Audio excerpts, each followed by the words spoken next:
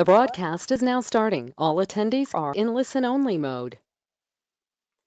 Good evening, everyone. I want to welcome you to the webinar on how do I qualify for the 2021 Boston Marathon. My name is Reem Jishi, and I am a coach with REVEL Racing and also with the Run Formula. So today's webinar will be recorded and it will be available for future viewing on the QT2, the Run Formula, REVEL Racing member pages, and it will also be published on the QT2 YouTube page. So it will be available publicly for viewing. If you have any questions as the webinar goes on today, please go ahead and type them into the questions box, and I will respond to them as at the end of the webinar. So today we're basically going to cover four areas. The first is the qualification standards and the registration process for the Boston Marathon. The second one is factors to consider in selecting your BQ race. Third is the top 10 races, and these are my top 10 races, plus 10 honorable mention races. And then we'll finish the webinar today with some tips on executing on your race day. So starting, just setting the stage here. So 2021 is the 125th anniversary of the Boston Marathon. And Boston is unique in that to qualify, you can't just sign up. You either need to race Boston, you can't just sign up. You either need to qualify by participating in a certified marathon, or by racing for charity, or by special invitation. So, or if you're a professional. So it's not so easy to get in, which makes it a pretty special race.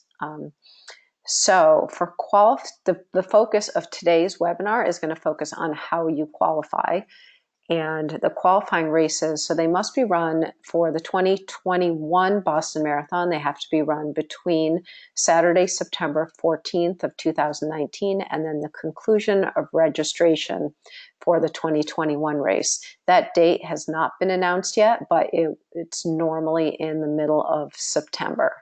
So the first few months have already passed in terms of this registration. A lot of fall races have taken place. So the focus on the webinar today will be the races from the new year, from January through the qualifying date in 2020. So through mid-September of next year. So right now, and this information is taken straight from the BAA website, for the official Boston Marathon website. So these are the current qualifying standards. And so to qualify for the race, and that's different than being accepted into the race, to qualify for the race, you have to run a time at least this fast for your particular gender and age group. And this is based on your age on race day. So if you are on the Boston Marathon race day, so if you're currently 49, but you'll be 50 on the day of the Boston Marathon, then your time, the important time, is the 50 to 54 time. So these qualification standards were new for 2020. They're 5 minutes faster than they had been for the years prior. So just a little history on qualifying. So I mentioned that the times that were listed were qualifying times. So what that means is that you have to run at least that fast to submit an application. But running that time does not guarantee you entry. So the number of people that are accepted into the race depends on the number of people who apply to be in the race. So if you depending on, they go from the acceptance based on the fastest times down to the slowest qualifying times. So not everyone, it's been years since everyone who's applied has been accepted. And if you go through and you just look at a history here, and I'm going to start with 2015 because that's when the field size went to the 30,000 number. And then in order to actually be accepted into the Boston Marathon, you had to run 1 minute and 2 seconds faster than your qualifying time. So roughly almost 2,000 people didn't get accepted that year. And then those numbers start creeping up. So in 2016, it was 228 under, and now we're talking over 4,500 people that didn't get in. 2017 shifted there, and it became a little easier that year. But by 2018, it was up to 3 minutes and 23 under. And by 2019, it was 4 minutes and 52 seconds under. Now more than 7,000 people who met their Boston qualification times did not get accepted into the Boston Marathon. So for 2020, they dropped the time. They made it 5 seconds faster. So let's say your initial time that you historically had to do was a 3:45 to qualify. Now for 2020, that time dropped down to a 3:40. So there was an assumption that since 5 minutes were dropped off, that you really didn't have to get that far under the qualifying time to make it. And I think that there were a lot of surprised and disappointed people when it came out this year, that despite increasing the field size, that the cutoff time was still 1 minute and 39 seconds under. So over 3,000 people who applied for the 2020 Boston Marathon did not get accepted, which is roughly 11%. 11 to 12% of the people who applied were not accepted. So just looking at those numbers in more detail for 2020, this is what it was. 27,288 runners applied based on qualifying time. 24,127 were accepted, and 3,161 were not accepted. Again, it's between 11 and 12%. So now, how does that break down? So Boston BAA looks at this and breaks it down to how much faster you are. And you'll see on the next slide that these numbers correlate to the day that you're able to apply for the Boston Marathon. So 20 minutes or faster was only about 4,000 participants. 10 minutes or faster, then you were at 6,700. And then 5 minutes or faster, almost 7,000. And 139 or faster was another 6,000 or so. So if you look at that, more than half of the runners are within 10 minutes of their BQ times that are running in the Boston Marathon for 2020. So in addition to those slots, there's also almost 7,100 charity slots or special invitation slots, plus 220 qualified para-athletes. So although the number is 31,500 slots, not all of those are based on qualifying time. Okay, so the application timeline. This is the 2020 timeline. The dates for 2021 have not been announced yet, but they should be within a week or so of these dates. So how the application process works for the Boston Marathon is that the date that you can apply depends on how much under your qualifying time you were. So week 1 starts on Monday, opens at 10 a.m. And if you were 20 minutes or more under your qualification standards, then you can go ahead and apply that day. Then application stays over on Wednesday, 10 minutes or more under, you can go ahead and apply. And then by Friday, 5 minutes or more under qualification standards. Then BAA closes the registration process at Saturday at 5 p.m.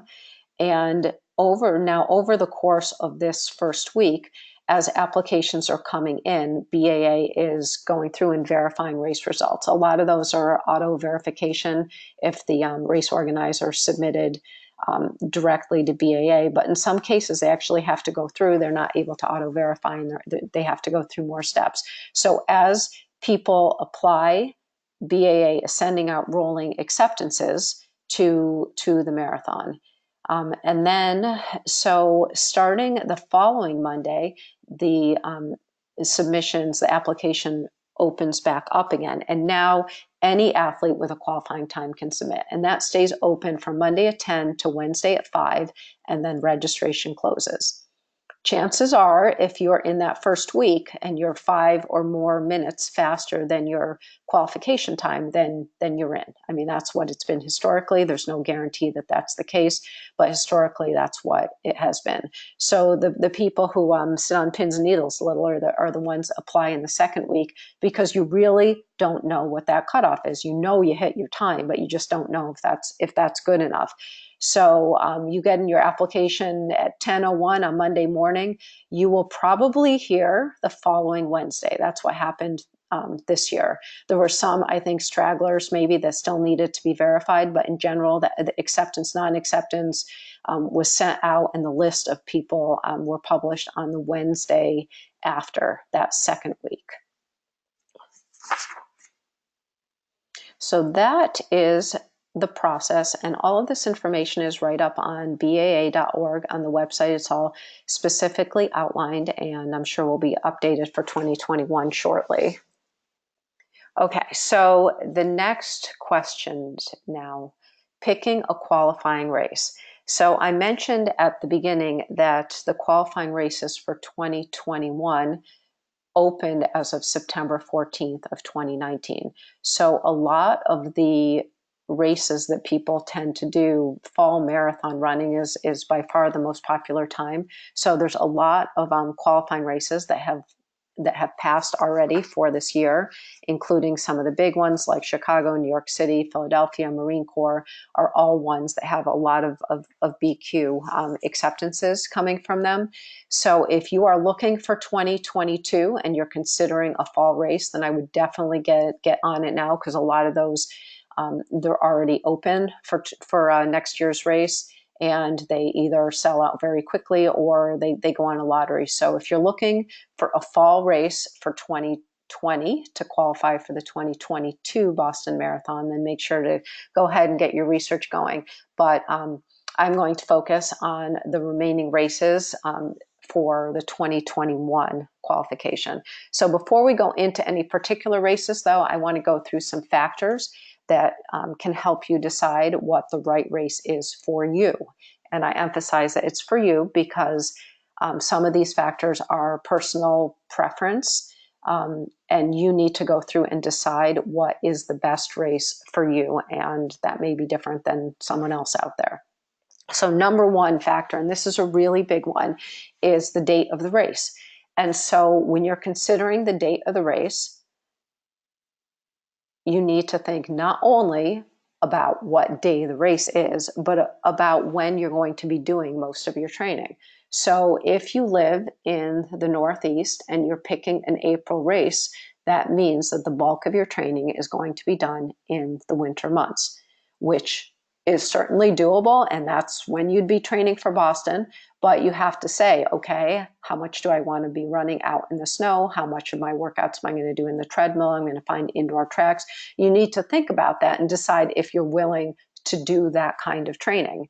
Similarly, if you pick a early September race, it means, or a summer race, it means a lot of your training is going to be done in the hottest months of the year. So if you live in the South, you may not, like looking at a September race may not be ideal because you'll be training in 90 and 100 degree temperatures. So that is really a really important consideration.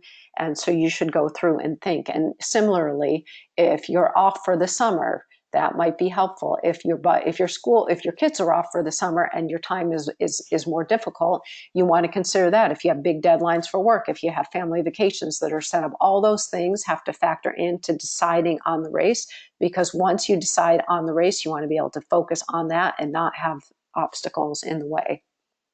The second factor is the number of runners. So some marathons are huge. They're 50,000 runners. Some are very small with, under 100 runners.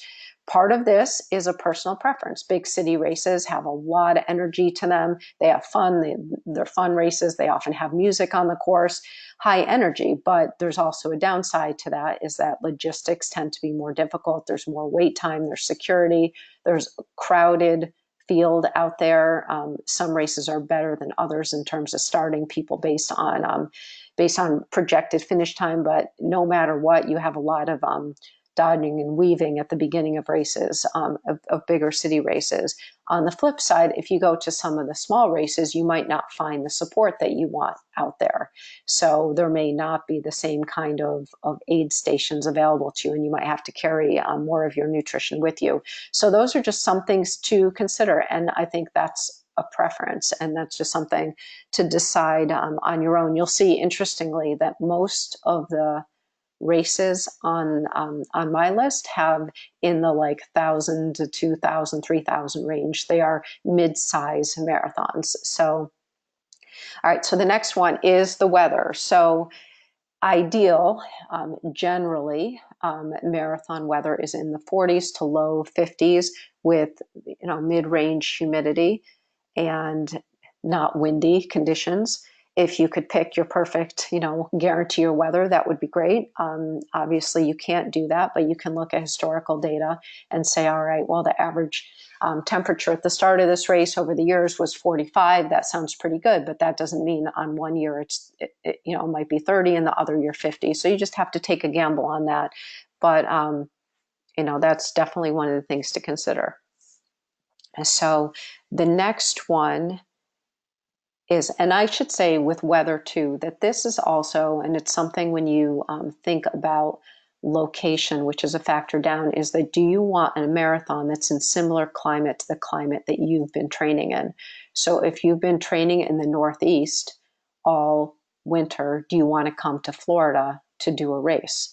And then you start dealing with heat acclimation. So similarly, if you've been training in Florida and it's 80 degrees, do you want to go up to the north and race in Washington, D.C. in March? And those are factors to consider. Some people translate, go back and forth easier than others, but that's something that you should put on your radar as well. So the next one, terrain. Is it a flat course? Is it negative elevation? Is it a hilly course? What kind of terrain is it? In general, a flat or negative elevation races tend to be the fastest races. That's not 100% true, but generally that seems that you get some of the fastest times with those races. So you'll see on the list that I go through, the bulk of the races are flat or negative elevation races.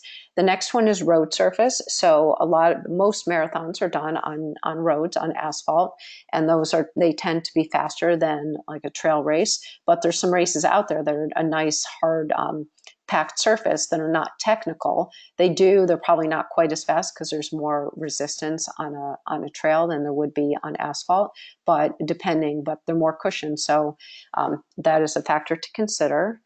And like I said, location. So how close is it to you? How difficult is it to get there? How important are factors like how much it's going to cost you? How many nights in a hotel are you going to need? What are the flights? How long does it take to get there? Sometimes people pick their location because it's just somewhere fun to go to. So location is a factor that you should consider. So in addition, the course. So courses can be a bunch of different ways. Out and backs, single loop, multiple loop, one-way courses. And you also want to look at things like how many turns are in the course. Is it a straight line? Are there S-curves? Are there if it's a city race, are there a lot of turns within the course? So as a general rule, a straight, downhill, one-way, on asphalt course with the wind at your back is going to be your fastest race.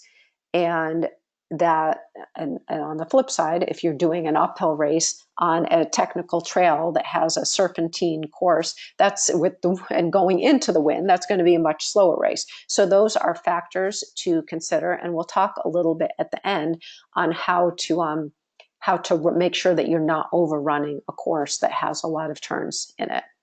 And the vibe of the race. So this goes with the number of runners. Often, like, do you like a race like one of the rock and roll races that has music at every turn, or do you really like the serenity of a scenic race that has less participants? So that's something to consider.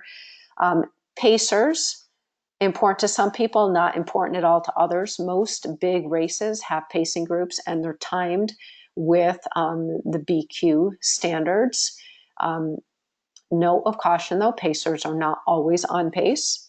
They are told to run generally not an even pace, but an even effort race, which means that they would slow down on hills and speed up on downhills. They don't put in walk intervals, and they're not always on the pace that they're supposed to. There's some pacers that are better than others. There's also, if you trust the pacer to run a 3:39 marathon, and then it turns out your qualification standard was a 3:38:20, then that's a little frustrating too. But there are benefits to pacers because they do keep the pace even throughout, and it's kind of fun because you're running with a group of people. But again, that's a personal preference. If pacers are important to you, make sure you pick a race that has pacers.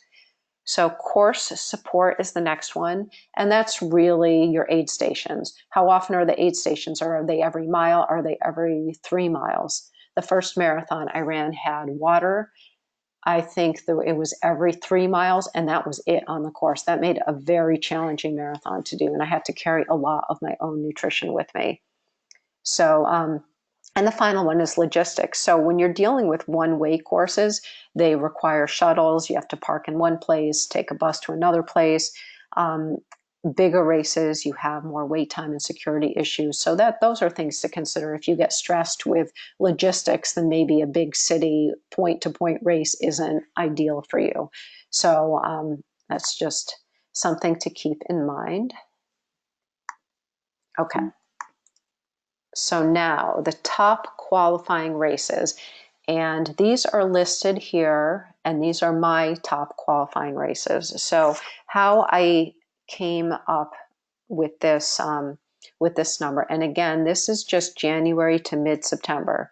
So some of the really big BQ races, Chicago, New York, Philadelphia, Marine Corps, they're not on here because they've already happened for 2021. So how I came up with this list is I started on the BAA website, has a list of top qualifying races. And then there's some other websites out there, findmymarathon.com and is one of them. And then there's any number of articles. You search qualifying for the Boston Marathon, you're going to come up with dozens of articles on this. And everyone has their favorite races. Once I came up with a list of maybe, and I also asked in my Coach for the Run formula, I reached out to the coaches in the Run formula, what are your favorite BQ races? I also reached out to the RRCA group, Road Runners Club of America. What are your favorite races? And I had a list of maybe 50 races, and I went through on the websites and started reading everything. And then, so ultimately, to make it on my list of top 10, you had to have a minimum of 250 qualifiers, and I'll go through that in more detail on the slides. And that was based on 2017 to 2019. And the BQ rate had to be at least 15%. There is one exception to that, and that is the first one, the Houston Marathon. And I included it on the list because there were so many for a big city race. There were actually a lot of qualifiers, a pretty high qualification percentage that came out of it. So going now to Houston. So these are all just listed in date order. So Houston, January 19th, 2020. It is a city residential course. So there are turns on this course. Single loop, it's flat, mean temperature. And I'll just note that the mean temperature here and all the data, a lot of this data comes from findmymarathon.com and some of it also from the race websites. So I've included for each of those two references, the race website reference and the findmymarathon.com reference. So the mean temperature is the mean temperature on that day. But the starting temperature, and a lot of these races start at 7 in the morning, is going to be considerably cooler than that. So for Houston, the starting temperature is historically in the 30s and 40s, so it's pretty good for that. But it's Texas, and you don't know, it could be warmer than that. So when I pull the data from Find My Marathon, I decided to look at 2017 to 2019. So all these numbers are averages for those years. So this is a relatively big race. It's still 1/8 of what New York City is, but at almost 7,000 finishers, it's a decent sized race. So the BQ percentage was 10.5%. And I will just say here that this is skewed down by the 2017 number, which was only 6.7%. In 2018 and 2019, those numbers were above 12%. So it's a good qualification rate. And then that was about 725 qualifiers per year. Next one, the Mesa Marathon in Arizona. So this one used to be called, I think, the Phoenix to Mesa Marathon, but it's been renamed. So early February, it's a scenic race, point to point, net elevation loss of 1,000 feet. So that's a pretty gradual descent. It's not constantly descending, but it's net elevation of loss of 1,000 feet. But the final 10K is downhill, which is a nice way to finish a marathon. So mean temperature is a little on the warm side for this one, but desert climate, it does start cooler and then warm up. So it does start, the average is starting in the upper 30s to low 40s. So 2,147 is the average finisher for those 3 years, and almost a 22% BQ rate, with 466 or so on average getting BQ each year. Next one, the Eugene Marathon. So heading out west, this is a city residential race. It finishes in a stadium. It's a really, from what I read on this, sounds like a really fun race. Definitely on my list going forward. Single loop race, mostly flat with some rollers, which is kind of nice because having the rollers does mix up how your muscles are working here. Mean temperature 53, historic start temperatures historically in the 40s, so pretty ideal conditions. About 1,500 finishers per year, and about a quarter of those are qualifying for Boston. So for a race that's only 1,500 people, to see over 350 finish a year, that's a really good, good qualification number.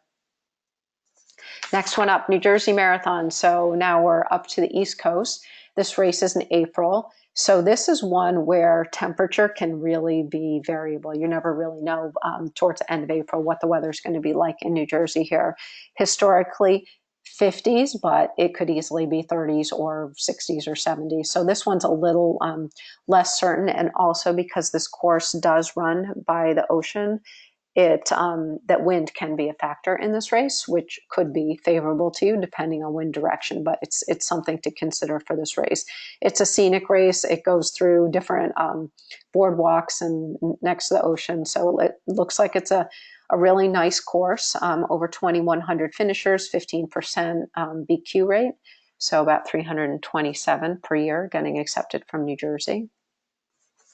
Next one is Mountain to Beach Marathon. So this one is also one of the net elevation loss races at about 700 feet of loss. It's a point-to-point race, scenic course, just under 2,000 finishers and a 32% BQ rate. So really high, almost 600 a year come from this relatively small race.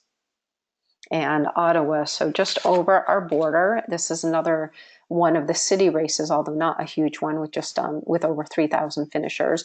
Mostly flat city, so there's quite a few turns in this race. Mean temperature is a little high now. You're coming up on Memorial Day weekend here, so starts can be in the 50s. Actually, last year it was in the 60s at the start, so this one could be warmer, but still, it's you get the right weather. It's got a good BQ percentages at 15%, almost 500 people qualifying per year. Okay, Grandma's Marathon, another favorite here, Duluth, Minnesota. So this one I think is worth the trip, but not one of the easiest ones to get to. This is a point-to-point race, mostly flat with some rolling hills, and there is one significant incline towards the end of the race. Mean temperature of 61 degrees, typically starting in the 50s, but it can be warmer than that, and there's some hot and humid years on this. But this is a pretty big race at 6,300 finishers, 15 to 16% BQ rate, and almost 1,000 people are getting into Boston every year from this race. So this is a good vibe race and a lot of qualifiers. So the Jack and Jill Downhill Marathon, this is a pretty unique one. So this takes place, you have two options, a Saturday race or a Sunday race. In both cases, there's just over 600 finishers. It is a point-to-point race on hard-packed gravel. So this is pretty different than a lot of the other ones on this list. This race has a net elevation loss of 2,000 feet. And it starts out with basically 2 miles in a tunnel. So it's dark. So if you run this race, you have to wear a headlight in the race. And then the rest of it, although it's gravel, it's very hard pack. It's not technical. It's straight, and you're going downhill the whole way. The temperatures are a little warm for this, but it doesn't seem to be a complaint that it's too hot from what I've read. So pretty high qualifications at about 25% qualifying in this race. And for a small race, this actually has pretty good race support with 12 aid stations along the way. So that's not too bad. So this is in July, and interesting, on my honorable mention list, I've also included the tunnel marathons, which from what I can tell, if it's not the identical course, is very close. And there are tunnel races in June, August, and September. So if you like the idea of this race, there's a few different choices to get you there. So it looks like a pretty fun one. So this next one, the REVEL Big Cottonwood Marathon, this is now the extreme of an elevation drop race. So this September of 12th to 2020, historically, this we're talking about the weekend after, like once Boston opens, but before week 2 opens. So it's in that bridge weekend. This is about as late as you could possibly qualify. There's a few races that are generally on this weekend. So Salt Lake City, point to point, and it is on roads, downhill with steep grades over a 5,000-foot elevation drop. So 1,200 finishers, 22% BQ rate. It's a high race, and I went back and forth a lot. This one met the numbers, so it showed up on the list. But this race with the steep elevation drop is going to blow your quads. You won't be able to walk for a couple weeks after this one. So if you decide that you want to do a race like this, I would definitely do a very specific strength training protocol on this to develop your quad muscles for the downhills, because it really is it's gonna beat you up pretty bad. So if you're planning on this one, plan on taking a long break after it to let your muscles recover. And then the last one on my list is the Erie Marathon. And this again is in that, generally ends up in that weekend where you theoretically now can apply for either 2021 or 2022. Like I said, though, they haven't announced yet when the applications are going to open for 2021. So either the race organizers know something that is not publicly available, or they're just guessing on the date here based on history. So right now, this is the date. Erie just published this date a couple days ago. It's in Erie, Pennsylvania, but on a scenic island. It's a double loop course. It's flat. It can tend to be a little warm there, but this race has a very high BQ rate, one of the highest out there at almost 40%. So it's a popular race for that, but I think this race is a little boring from what I heard, so you just have to be prepared for that. So the next category, because there were so many good races out there, I didn't want to end with just those 10. So this has another 10 races that span over time. One I'll kind of highlight here is the BQ2 Last Chance Marathon. And there's also a Spring Chance Marathon, which is in April, which is actually the race I used to qualify for the 2020 Boston Marathon. And these ones are interesting because they're small. In order to participate in the BQ2 races, you actually have to qualify for them. And you have to qualify for them by showing that you're pretty close to your Boston Marathon time within the last few years, either having run a marathon or a half marathon. But once you're in, it is a multi-loop course. It's a 3.2 mile course, relatively flat, that you repeat again. So although it's a small race, because you're in loops, you see more people on the course. And that also lets them give pretty good support on the course. And on this race, every athlete gets a pro table where they're allowed to put their own nutrition if they want it. So that's kind of a nice option. So you don't have to drink the nutrition that's on the course. You can bring your own if you want to. Okay, so now here you are. You are on race day. You did all your training. Well, first of all, you picked the race that you thought was perfect for you. You did all your training, and it's time to race. So how do you race your best race now? So the first thing is on pacing. As you've been training for this, hopefully you figured out what time you need to run and what your pacing is, and hopefully what your pacing strategy is. Are you going to go with the banking time strategy? So you go out really faster than your ideal pace and hoping that you can hold on. Do you do an even pace? Say, I'm going to run exactly a 7:34 pace for 26.2 miles. Do you do an even effort? So you're going to run slower uphill, faster downhill. Do you go with a negative split so that your second half is faster than your first? Are you following a run-walk approach, either a time-based approach, or are you planning to walk through every nutrition stop? No, whatever your strategy is, make sure that you know it in advance and that you're planning that way. Are you planning on using a pace group? And I will mention too that for pacing, a lot of marathons have pace bands that you can pick up, but you can also go on to findmymarathon.com, look under pacing bands, and they have pacing bands that you can order in advance that have different options. So if you want even pace, negative split, positive split, conservative start, they have all sorts of different options. And that's a nice one because you can just take that as a tattoo or throw it around your wrist, and you can really look and know what your times are supposed to be out there so that you can stick with it. And then the last point I'm going to raise is, are you pacing for your best race or to BQ? And this can go both ways. So your best race, let's say your BQ time is a 3:10, and so you're guessing you need to run a 3:07:30. Let's say it's so your goal is to run a 3:07:30. Based on your pacing, you can't run a 3:07:30. You don't think that you can. Do you go out there and pick the pace to try to hit the 3:07:30 and blow up, have the risk of blowing up? So you go in there, Boston or bust kind of approach, or do you go and try to race the best race that you can, and what comes of it comes of it? So that's on one side. On the other side, let's say that your BQ time is a 4-hour time, and you know that you can comfortably run a 3:50. And if you run a 3:50, you're going to qualify for Boston. You're 10 minutes under, you're good. You can comfortably run it. You know that that's good. No problem doing that. But you think you might have a 3:42 in you. Do you go after that 3:42 and try to run your best race, or do you run the race conservatively to qualify for Boston? So those are things that you need to consider. And if you have a coach, talk to your coach about and decide what your right strategy is. So which is the most important, to qualify for Boston, to run your best race? And like I said, it can go either way there.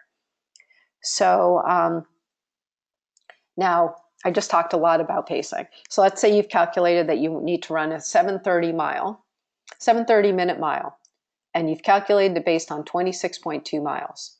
I don't know how many of you have run a race where your Garmin is beeping way before you hit the mile markers.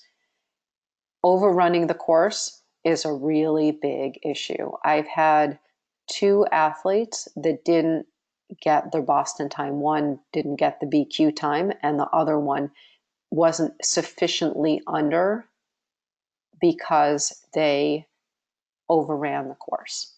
So when you finish and you say, I ran 26.2 fast enough, but I ran 26.6 miles, that gets extremely frustrating. So you need to be careful not to overrun the course. So when the race organizers, they go and they basically plot out the shortest course that you can legally run. So they cut the corners, they run through the middle of the serpentines, they make the shortest course. And in Chicago, there's a blue line that runs through that tells you where the tangents are to run. So if you are running anything outside of those tangents, then you're running longer than the races. So that's something. So when you go and figure out your pace, and it's, let's say you've got a course that has a lot of turns, maybe instead of calculating pace based on 26.2, you calculate it based on 26.5 or something like that, because that does come out different. And it's important to know, because you don't want to end up at the end of the day looking at your Garmin, seeing that you ran a marathon fast enough, but your official time isn't fast enough. So the next thing is passing runners. So this is something I mentioned in as a downside to big city races, is that you're running in crowded fields. And every time you go around a runner, now you have sidestepped and come back. That adds distance, and it also takes a lot of energy. So that's something to consider, that you want to be as economical as possible when you're passing other runners. And then the last thing here is aid stations. So if the aid stations are on the right side of the course, maybe you don't want to be running the left side, because every time you come around to go to an aid station, you're adding distance to go to the aid station and come back. So that's, again, something to consider. And there are articles out there on how to run tangents in a race. And that's something, if you do pick a course that has a lot of curves, I would definitely study that in advance. So next, stops along the way. And again, this is one of those, you have figured out that you need to run a 7:30 pace, but you forgot to add things like if you're going to slow down for aid stations, if you're planning to walk through aid stations, if you're doing walk breaks, if you need to average a 7:30, but you're planning on walking 30 seconds every mile, then your run time is obviously faster than that. So you need to calculate it out. What's it going to be? And then, sometimes there's unplanned walk breaks, and there's porta-john stops and first aid stops. And so those are things that can impact what your pacing is. But as much as you can account for those, like particularly the planned walk breaks, that you should, in determining what pace you need. Now, the next thing here is just a preparation, which is your nutrition and hydration. Going into a marathon, you need a nutrition plan. You need to know how much you have to eat and how much you have to drink along the way. And there's different nutrition and hydration strategies out there. I won't go into specifics, but you need to have a plan for you going in, and then you need to follow it. You really do. You don't ever want to get behind on your nutrition and hydration on race day, and leading up to the race, to make sure that you're staying hydrated and that you're eating well. So, and again, everyone's heard this a million times, but it never hurts to remind that you never try anything new on race day.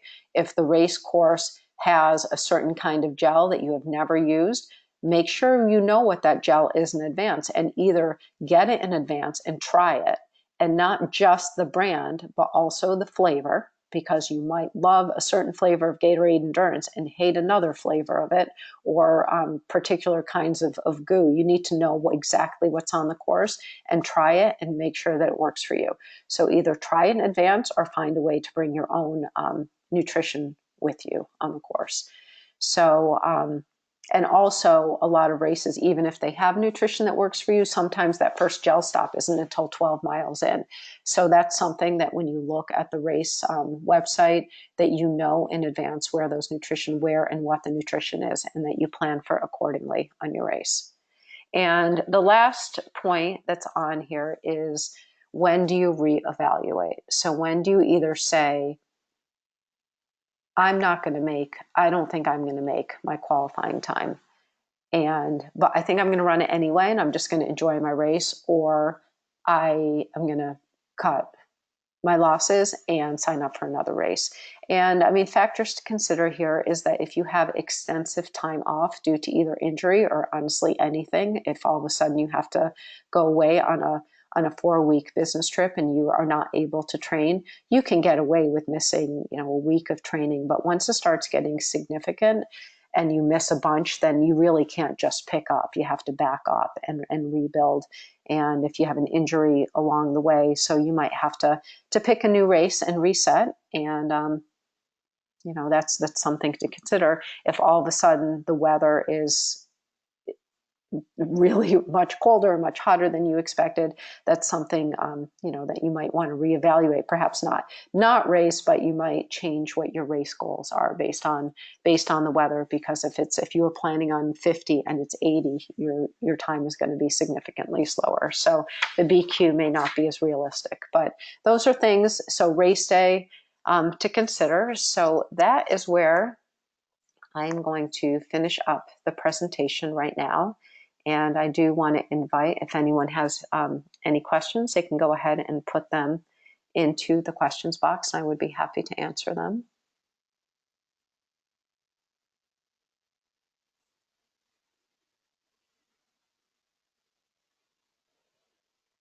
Okay, well, I don't see any questions, so I'm going to go ahead and wrap this up. And like I said, this recording will be available for you to listen to at a later time. And I thank you very much for attending this webinar. Hopefully you learned something. Have a good night.